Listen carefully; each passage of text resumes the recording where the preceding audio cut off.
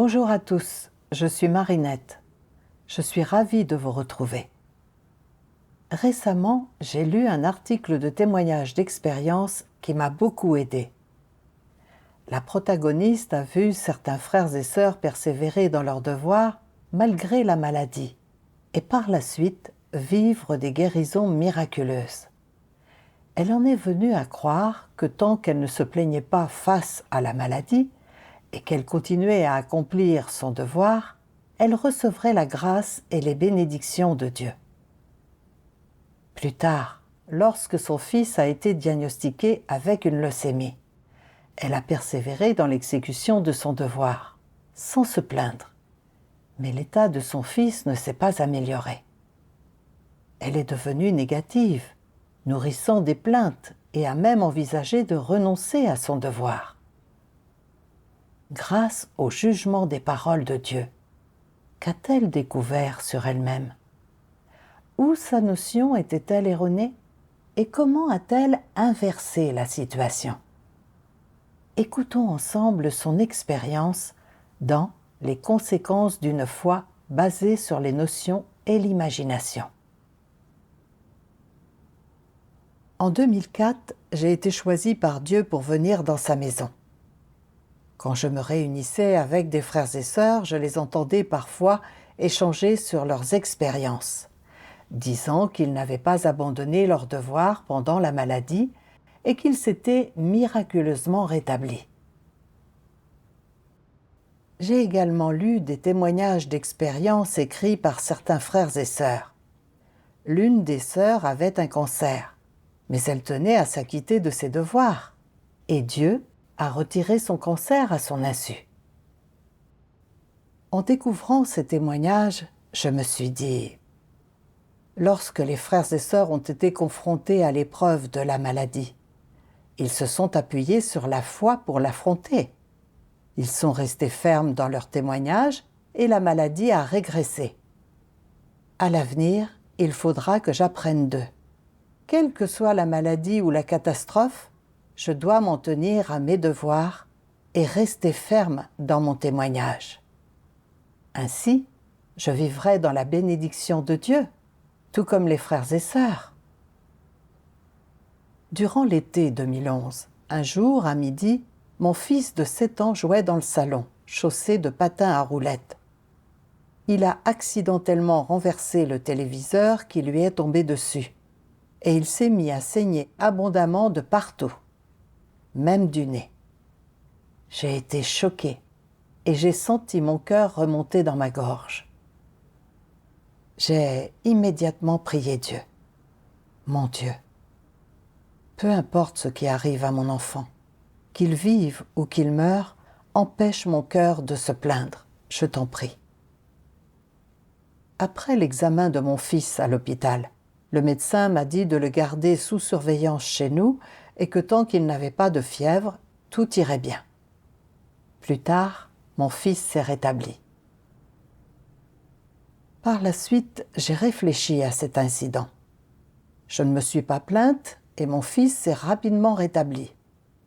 J'en suis ressortie d'autant plus convaincue que le fait de ne pas me plaindre lors de calamités et de rester ferme dans mon témoignage me permettrait de voir la protection et les bénédictions de Dieu. Depuis, je me suis dépensée avec encore plus de zèle. Quelles que soient les tâches que l'Église me confiait, quelles que soient les souffrances ou les coûts impliqués, j'obéissais à tout. Je sentais que j'étais quelqu'un qui aimait Dieu et que je serais certainement bénie par Dieu à l'avenir. En mai 2016, je faisais mes devoirs en dehors de mon domicile. Un jour, j'ai reçu une lettre de chez moi qui m'informait que mon fils avait une leucémie et qu'il était déjà à l'hôpital gravement malade. Après avoir lu la lettre, mon esprit est devenu vide. Je suis allée prier dans ma chambre. Je me suis agenouillée sur le lit, prise de sanglots incontrôlables, et j'ai dit « Mon Dieu, mon fils n'a que 12 ans.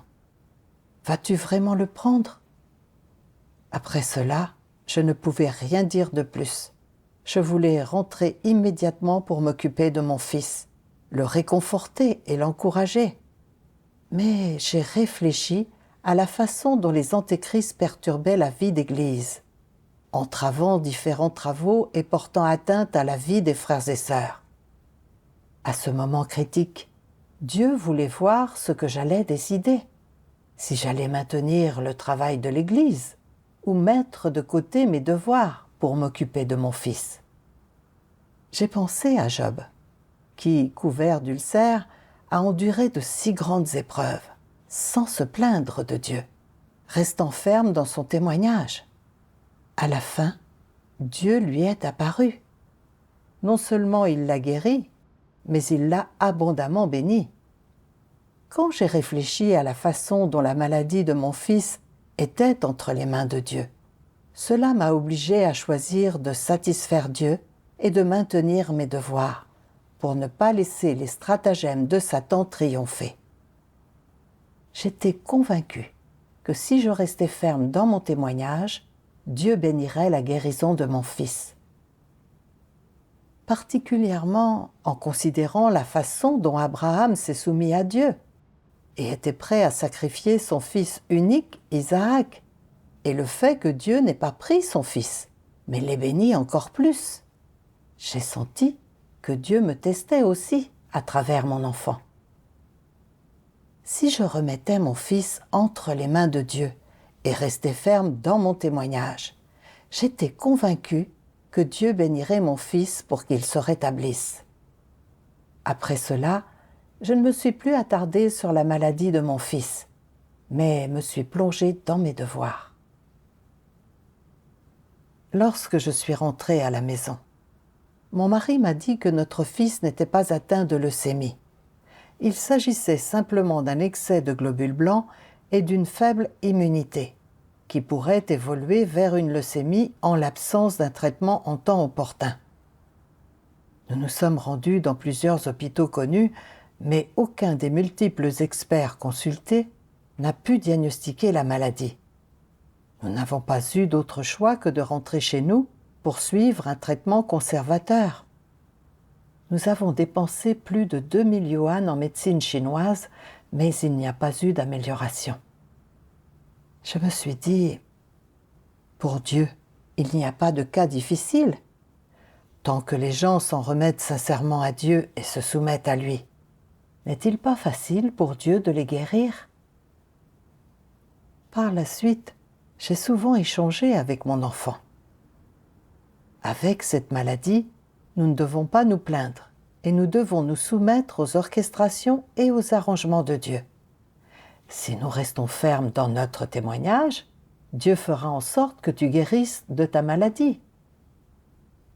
Entre-temps, j'ai également recherché un peu partout les remèdes populaires pour traiter la maladie de mon fils. Cependant, au bout d'un mois, non seulement l'état de mon enfant ne s'est pas amélioré, mais il a empiré. J'ai commencé à me sentir négative et faible dans l'esprit, me disant « J'ai fait mes devoirs avec assiduité depuis que mon enfant est tombé malade. Pourquoi Dieu ne préserve-t-il pas la santé de mon fils? Pourquoi son état s'aggrave-t-il au fur et à mesure que les traitements augmentent? Si sa maladie se transforme vraiment en leucémie, comme l'ont dit les médecins, mon fils n'aura-t-il plus aucun espoir? Plus j'y pensais, plus j'avais peur. Un matin, mon mari m'a dit au bord des larmes, « Nous avons tout essayé pour soigner la maladie de cet enfant, mais son état ne fait qu'empirer. Que devrions-nous faire ?» En voyant l'angoisse de mon mari, j'étais profondément bouleversée. J'ai donc sorti les paroles de Dieu pour les lire. Dieu Tout-Puissant dit « Durant les épreuves, il est normal que les gens soient faibles, qu'ils aient de la négativité en eux, ou qu'ils manquent de clarté au sujet des intentions de Dieu ou de leur voie de pratique. Mais dans tous les cas, tu dois, tout comme Job, avoir foi en l'œuvre de Dieu et ne pas renier Dieu. Bien que Job fût faible et qu'il maudit le jour de sa naissance, il ne nia pas que toutes les choses dans la vie humaine ont été accordées par l'Éternel, et que l'Éternel est aussi celui qui les reprend toutes. Peu importe quelles épreuves il a traversées, il a maintenu cette croyance. Dans ton expérience, peu importe l'épurement que tu subis à travers les paroles de Dieu, ce que Dieu exige de l'humanité, en un mot, c'est sa foi en lui et son cœur qui aime Dieu. Ce qu'il perfectionne en œuvrant de cette manière, c'est la foi des hommes, leur amour et leurs aspirations. Dieu accomplit l'œuvre de perfectionnement des hommes, et ils ne peuvent pas le voir, ne peuvent pas le sentir. Dans ces circonstances, ta foi est requise. La foi des hommes est requise quand quelque chose ne peut pas être vu à l'œil nu. Et ta foi est requise quand tu ne peux pas renoncer à tes propres notions. Lorsque l'œuvre de Dieu n'est pas claire pour toi, ce qui est requis, c'est que tu aies la foi et que tu adoptes une position ferme et que tu restes fort dans ton témoignage.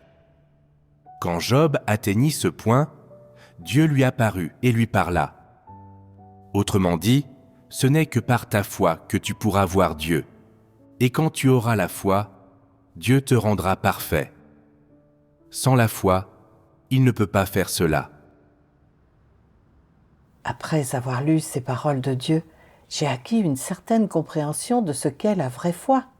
Il s'agit de croire en Dieu et de rester ferme dans notre témoignage pour lui, même lorsque nous ne pouvons ni voir ni toucher quelque chose, comme Job, qui n'a jamais renié Dieu.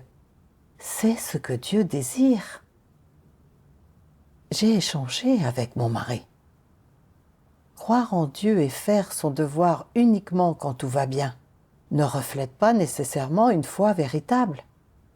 Lorsque nous sommes confrontés à des épreuves et que nous sommes incapables de voir quels en seront les résultats, mais que nous sommes capables de persister à croire en Dieu et à le suivre, alors cette foi est authentique et c'est le résultat souhaité de l'épurement et des épreuves de Dieu.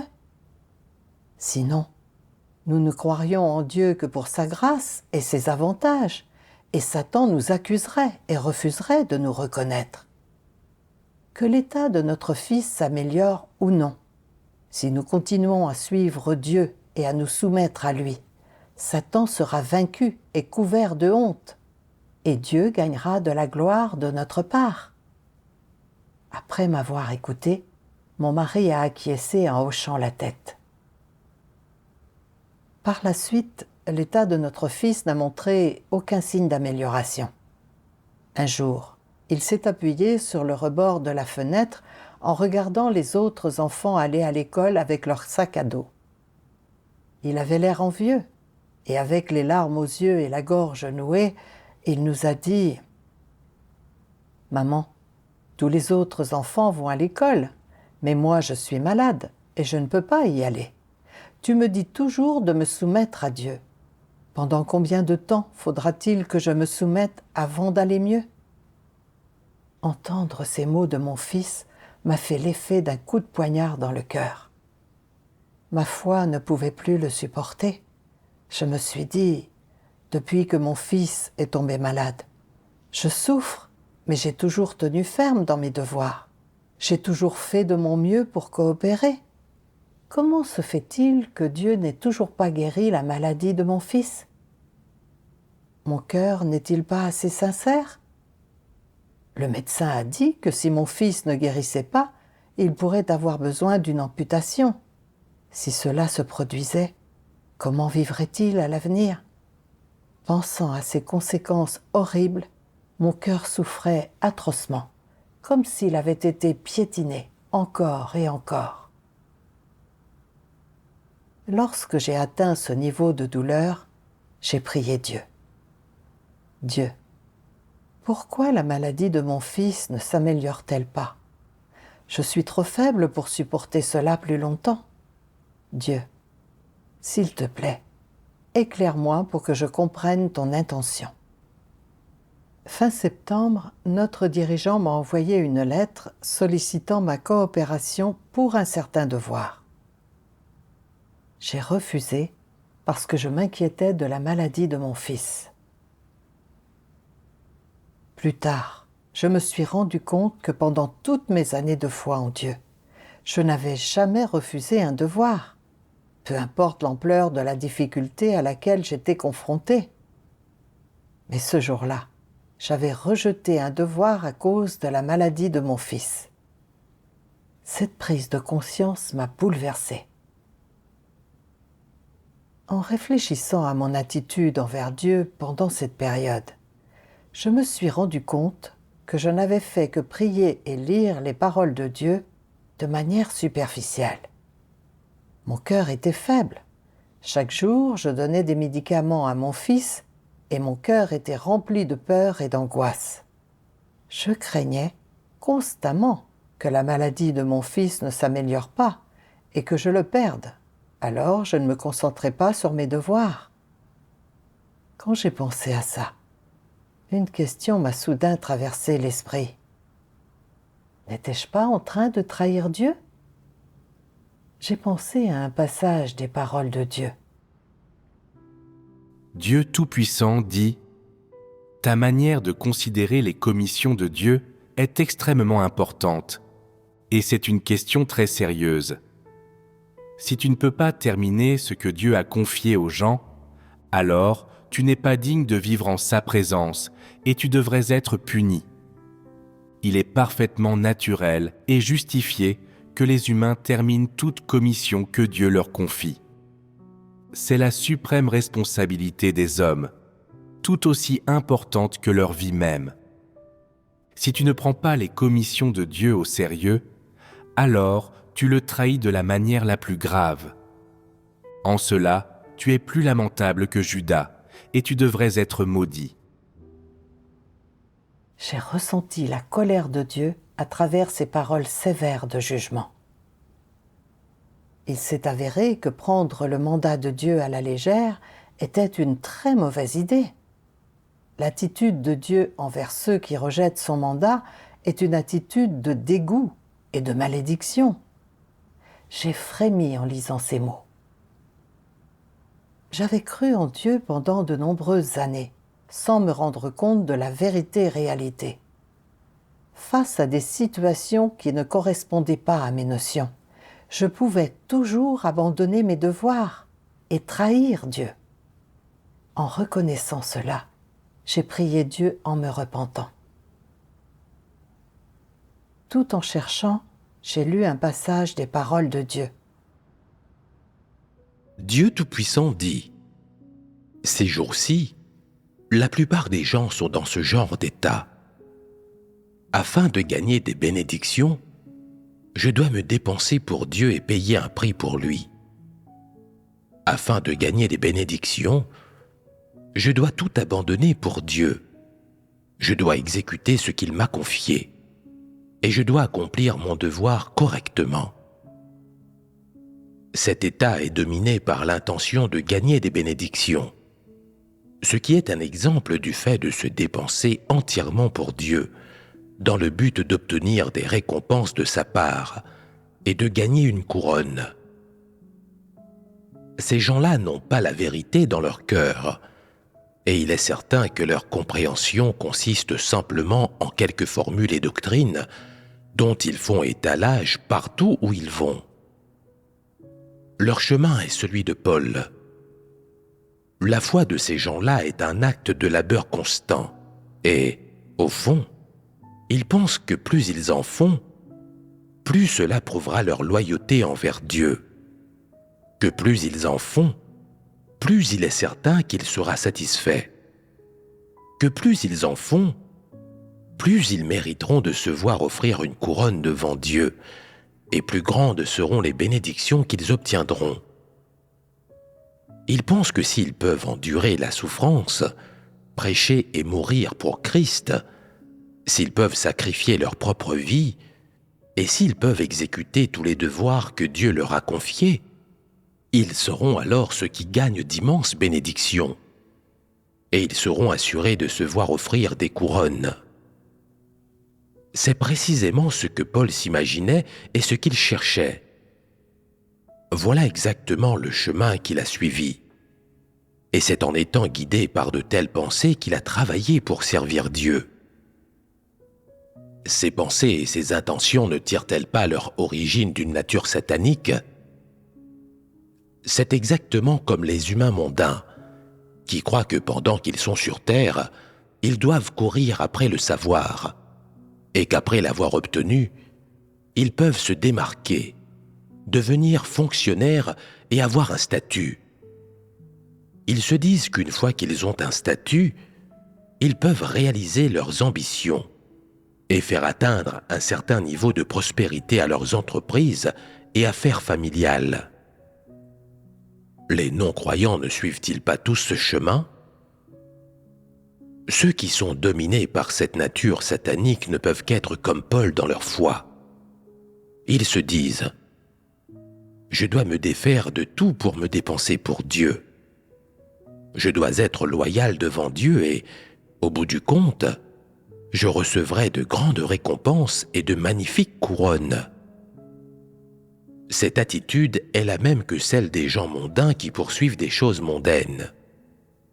Ils ne sont pas du tout différents et ils sont soumis à la même nature. Quand les gens ont ce genre de nature satanique, dans le monde, ils chercheront à obtenir savoir, apprentissage, statut et à se démarquer. S'ils croient en Dieu, ils chercheront à obtenir de grandes couronnes et de grandes bénédictions. Si les gens ne poursuivent pas la vérité quand ils croient en Dieu, ils sont sûrs d'emprunter ce chemin. C'est un fait immuable, c'est une loi naturelle. Le chemin qu'empruntent les gens qui ne poursuivent pas la vérité est diamétralement opposé à celui de Pierre. Grâce à l'exposition des paroles de Dieu, j'ai compris qu'au cours de ces nombreuses années, j'avais renoncé et je m'étais dépensé, non pas pour mener à bien mes devoirs et satisfaire Dieu, mais plutôt pour faire des transactions avec Dieu, toujours gouverné par l'intention d'obtenir des bénédictions. Je suivais le chemin de Paul, consistant à poursuivre les bénédictions. Depuis que j'ai accepté l'œuvre de Dieu dans les derniers jours, j'ai vu que lorsque des frères et sœurs sont restés fermes dans leur témoignage, pendant la maladie et les épreuves, ils ont reçu les soins, la protection et les bénédictions de Dieu. Par conséquent, les devoirs qui m'étaient confiés par l'Église avaient beau être difficiles ou risqués, je coopérais sans aucune réserve. Au fond de moi, je croyais fermement que tant que je souffrais et payais un prix pour Dieu, que je ne me plaignais pas face aux tribulations et que je persévérais à faire mes devoirs, je recevrais forcément les bénédictions de Dieu. Lorsque j'ai appris que mon fils était atteint d'une maladie grave, j'ai quand même choisi de faire mon devoir et de me dépenser pour Dieu, pour que Dieu guérisse éventuellement mon fils. Cependant, alors que la maladie de mon fils ne s'était pas améliorée pendant une longue période, j'ai commencé à avoir des griefs contre Dieu. J'ai utilisé le fait d'avoir renoncé et de m'être dépensé dans le passé comme monnaie d'échange avec Dieu. Je me suis disputé avec lui et j'ai protesté contre lui, me plaignant de son manque de protection vis-à-vis de mon fils. Et j'ai même refusé de faire mes devoirs. J'ai vu ma nature satanique égoïste, vile et avide d'avantages, pleinement exposée. Je me servais du fait de renoncer et de me dépenser pour Dieu comme d'un moyen d'exiger des bénédictions de sa part. Je me suis rendu compte que je suivais le même chemin que Paul. Paul s'est dépensé et a payé le prix pour Dieu dans l'attente de récompenses et d'une couronne. Et il s'est engagé dans des transactions avec Dieu. Il trichait et résistait à Dieu. Et il a fini par recevoir sa condamnation et son châtiment. J'ai repensé à mes nombreuses années de foi en Dieu. Vu que je ne poursuivais ni la vérité, ni ne chercher les intentions de Dieu dans ses paroles. J'avais considéré le fait de me dépenser pour Dieu et d'accomplir un devoir comme des transactions. J'ai vu à quel point j'étais égoïste et méprisable, totalement indigne du salut de Dieu. Puis j'ai lu ces paroles de Dieu. Dieu Tout-Puissant dit « Tu subis les épreuves de Job, et en même temps, tu subis les épreuves de Pierre. Quand Job a été testé, il a porté témoignage, et à la fin, l'Éternel s'était révélé à lui. Il a été digne de voir la face de Dieu seulement après avoir témoigné. Pourquoi est-il dit « Je me cache de la terre de souillure, mais je me fais voir au saint royaume ». Cela signifie que tu ne peux être digne de voir la face de Dieu que lorsque tu es saint et tu témoignes. Si tu ne peux pas lui porter témoignage, tu ne peux pas être digne de voir sa face. Si face aux épurements, tu bats en retraite ou tu te plains de Dieu, manquant ainsi de lui porter témoignage et devenant la risée de Satan, tu ne gagneras pas alors l'apparition de Dieu. Si tu es comme Job, qui, au milieu des épreuves, maudit sa propre chair et ne se plaignit pas de Dieu, qui put détester sa propre chair sans se plaindre ou pécher par ses paroles, tu porteras alors témoignage. Lorsque tu subis des épurements à un certain degré et que tu peux encore être comme Job, totalement soumis devant Dieu et sans rien exiger de lui ou sans tes propres idées, alors Dieu t'apparaîtra. Bien que Dieu teste chaque personne de différentes manières selon le contexte, il a vu en Abraham ce qu'il voulait. Il a vu que son cœur était sincère et sa soumission inconditionnelle. C'était précisément cette inconditionnalité que Dieu désirait. Les gens disent souvent « J'ai déjà offert ceci. J'ai déjà renoncé à cela. Pourquoi Dieu n'est-il toujours pas satisfait de moi? Pourquoi continue-t-il à me soumettre à des épreuves? Pourquoi continue-t-il à me tester? » Cela démontre un fait. Dieu n'a pas vu ton cœur et ne l'a pas gagné. Autrement dit, il n'a pas vu la sincérité qu'il vit quand Abraham fut capable de lever son couteau pour égorger son fils de sa propre main et le lui offrir. Il n'a pas vu ta soumission inconditionnelle et n'a pas été réconforté par toi. Il est donc naturel qu'il continue à te tester. Grâce à ces paroles de Dieu, j'ai compris que Dieu bénit ceux qui se dépensent sincèrement pour lui. Quelle que soit la manière dont Dieu agit, ils se soumettent inconditionnellement à ses orchestrations et à ses arrangements, sans aucune exigence, demande, ni adultération personnelle. C'est là un vrai témoignage.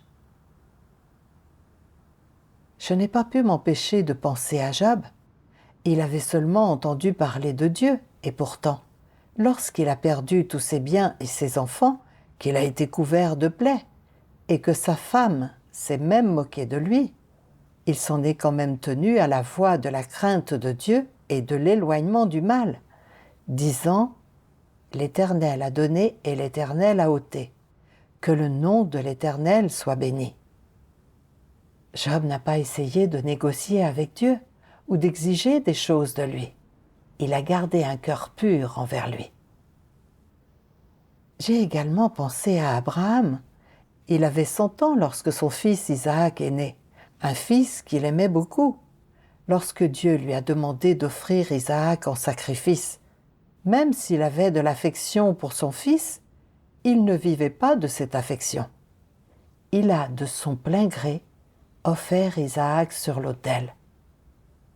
Leur foi et leur soumission à Dieu étaient absolues et inconditionnelles.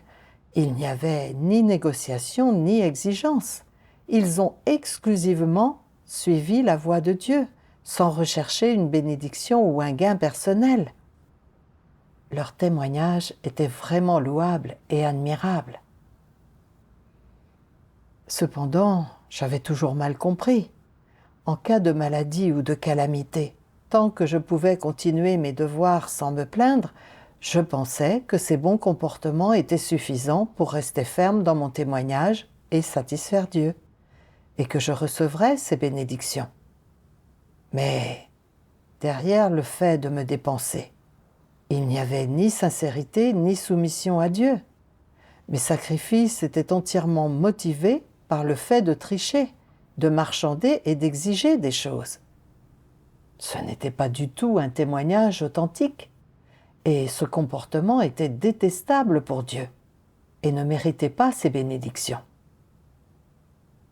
Dans le passé, j'avais lu d'innombrables fois les témoignages de Job et d'Abraham, mais je ne m'étais pas attardé sur la façon dont ils avaient suivi la voie de Dieu, l'avaient craint, s'étaient éloignés du mal, et dont ils étaient restés loyaux et soumis à Dieu. Au lieu de cela, je m'étais concentré sur les bénédictions qu'ils avaient reçues après être restés fermes dans leur témoignage. Tout cela était dû au fait que j'étais poussé par ma nature satanique à chercher des avantages. Grâce à l'exposition des paroles de Dieu, j'ai acquis une certaine connaissance de ce qui constitue un témoignage authentique. Plus tard, j'ai réfléchi. Au cours de mes années de foi en Dieu, j'avais toujours pensé que si je me dépensais et me sacrifiais pour Dieu, alors Dieu devait me bénir. Je pensais que c'était cela la justice de Dieu. Ainsi, lorsque l'état de mon fils ne s'était pas amélioré et qu'il s'était même aggravé, mon cœur s'est rempli de plaintes et de malentendus, et j'ai même refusé mon devoir.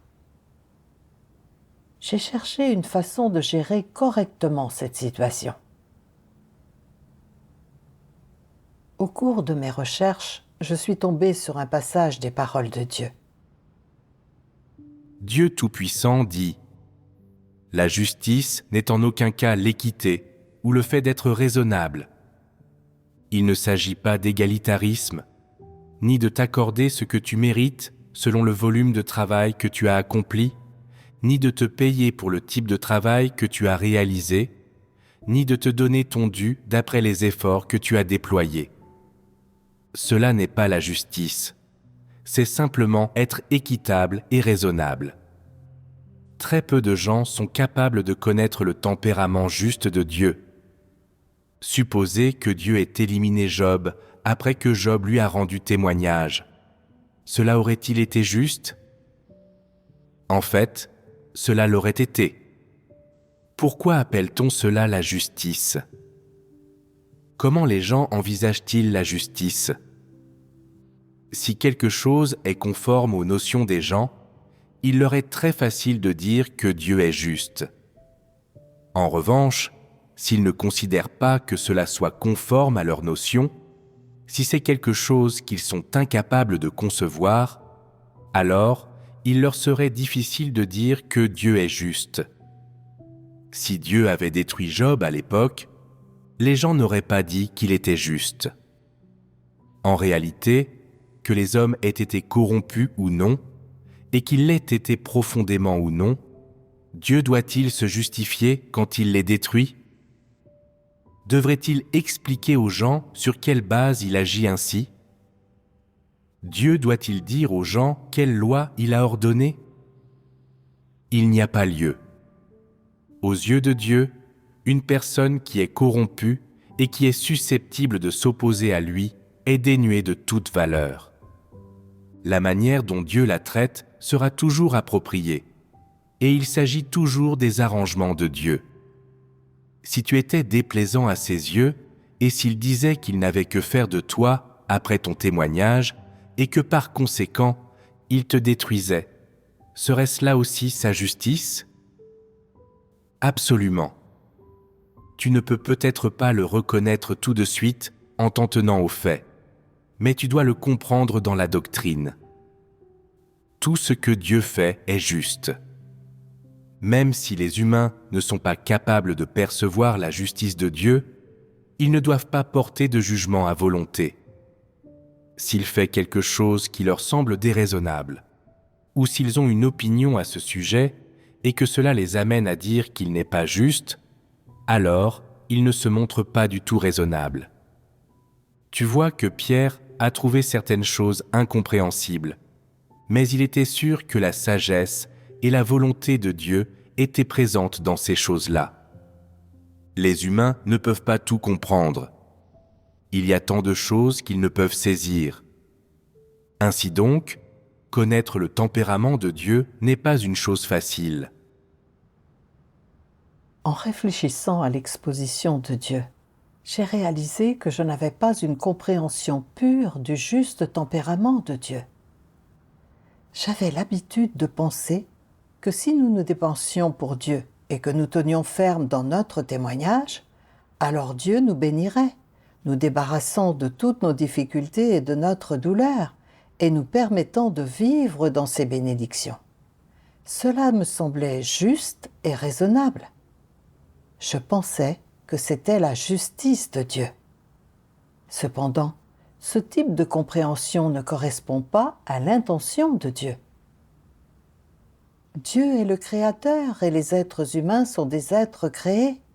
La façon dont Dieu nous traite est sa propre affaire, et nous ne devrions pas avoir des exigences déraisonnables envers lui. Tout comme lorsque Job est resté ferme dans son témoignage, Dieu a été juste en le bénissant, et même s'il n'avait pas béni Job, il aurait quand même été juste. L'essence du tempérament de Dieu est la justice. Cependant, je n'ai pas vu cela.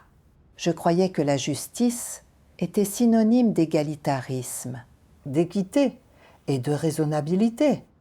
Je pensais que si je me sacrifiais pour Dieu, je devrais être récompensé par des bénédictions. Cet état d'esprit était rempli de transactions. Lorsque mon fils est tombé malade, bien que j'ai persévéré en faisant mes devoirs, j'avais un objectif derrière tout ça: exiger la grâce de Dieu, faire en sorte que Dieu supprime la maladie de mon fils. Il s'agissait en fait d'une transaction et non d'un témoignage. Sans la maladie de mon enfant, mes vils motifs de marchandage avec Dieu n'auraient pas été exposés. J'ai vu la sagesse de Dieu à l'œuvre et j'ai réalisé mon manque de conscience et de raison. J'ai donc pris une résolution. Quelle que soit la maladie de mon enfant, je me soumettrai aux orchestrations et aux arrangements de Dieu et je mènerai à bien mon devoir d'être créé. Plus tard, j'ai lu un passage des paroles de Dieu. Dieu Tout-Puissant dit « Il n'y a pas de corrélation entre le devoir de l'homme et le fait qu'il reçoive des bénédictions ou souffre d'infortune. Le devoir est ce que l'homme doit accomplir.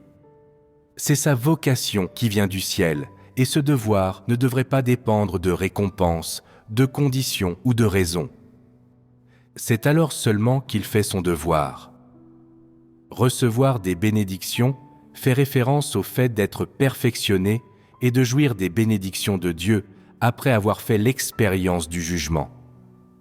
Souffrir d'infortune fait référence au fait de conserver son tempérament inchangé après avoir fait l'expérience du châtiment et du jugement. C'est ne pas faire l'expérience d'être perfectionné, mais être puni. Mais qu'ils reçoivent des bénédictions ou souffrent d'infortune, les êtres créés doivent accomplir leur devoir, faire ce qu'ils doivent faire et faire ce qu'ils sont capables de faire. C'est le moins que puisse faire une personne, en tant qu'humain, et qui cherche Dieu. Tu ne devrais pas remplir ton devoir seulement pour recevoir des bénédictions, et tu ne devrais pas refuser d'agir par peur de souffrir d'infortune. Les paroles de Dieu m'ont donné une réponse claire. Faire son devoir est une vocation qui vient du ciel. Cela n'a rien à voir avec les bénédictions ni les malheurs. C'est ce que nous devrions faire. Dans le passé, je vivais avec des notions et des imaginations, croyant que si je pouvais persévérer dans mes devoirs, alors je méritais les bénédictions de Dieu. et que Dieu assurerait la sécurité de ma famille. Je comprends maintenant que c'était un point de vue erroné. Que la maladie de mon enfant s'améliore ou non, je ne devrais pas marchander avec Dieu.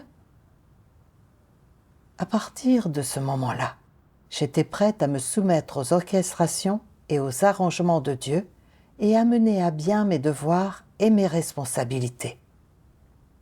3 jours plus tard, j'ai reçu une lettre de la dirigeante supérieure m'informant que j'avais un travail urgent à accomplir. Malgré le fait que j'étais réticente à l'idée de quitter mon enfant, j'ai compris que je ne devais pas vivre uniquement pour et par l'affection. J'avais ma propre mission à mener à bien, et la maladie de mon enfant était entre les mains de Dieu. J'étais prête à confier mon enfant à Dieu et à me soumettre à ses orchestrations et à ses arrangements. Après cela, je suis allée faire mon devoir. 3 mois plus tard, je suis retournée à la maison pour rendre visite à mon fils et j'ai appris que mon mari l'avait emmené chez un médecin de campagne pour le soigner. Les jambes de mon enfant étaient moins gonflées et son état s'améliorait de jour en jour. À la fin de l'année, le médecin a déclaré « Cet enfant s'est rétabli très rapidement. Sa maladie est guérie. » Lorsque j'ai entendu ce résultat, j'étais extrêmement heureuse, incapable de l'exprimer par des mots. Après cette expérience, j'ai gagné une certaine connaissance du juste tempérament de Dieu. J'ai également compris que le fait de poursuivre la vérité et de mener à bien ses devoirs en tant qu'être créé sont les éléments les plus importants de la croyance en Dieu. Nous ne devrions pas demander à Dieu des avantages physiques, la paix familiale, la protection contre la maladie et les désastres, ni des résultats et des destinations favorables. Ce sont des exigences déraisonnables. En nous appuyant sur des notions et des imaginations dans notre foi, nous ne pourrons jamais entrer dans la vérité-réalité. Ce n'est qu'en faisant l'expérience du jugement et du châtiment des paroles de Dieu, ainsi que des épreuves et de l'épurement, que nous pouvons gagner la vérité, nous débarrasser de la corruption et vivre dans la lumière de la présence de Dieu. Bien que j'ai enduré une certaine douleur et un certain épurement à cause de la maladie de mon fils, cela a permis d'exposer mes impuretés corrompues de longue date et les points de vue fallacieux que j'avais sur la croyance en Dieu. Cette expérience m'a aidé à me connaître, à rechercher la vérité et à réaliser le type de témoignage que Dieu approuve. Elle m'a permis de corriger rapidement mes points de vue erronés et de suivre le bon chemin. Telle est la faveur de Dieu à mon égard.